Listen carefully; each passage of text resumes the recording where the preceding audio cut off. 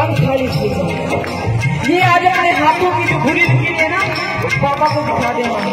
जो घुरी लगी होंगी वो मिल जाएंगी और अच्छी हो जाएगी। ऐसा कहेंगे पूरे पूरे हाथ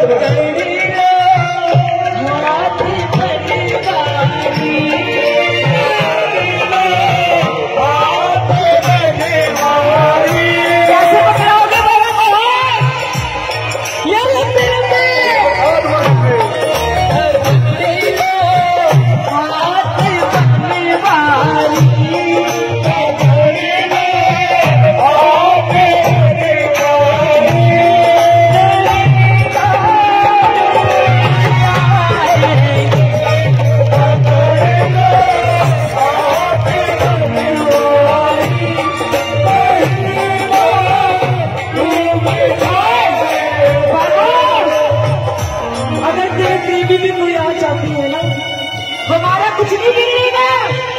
लाज जाएगी तो तुम्हारा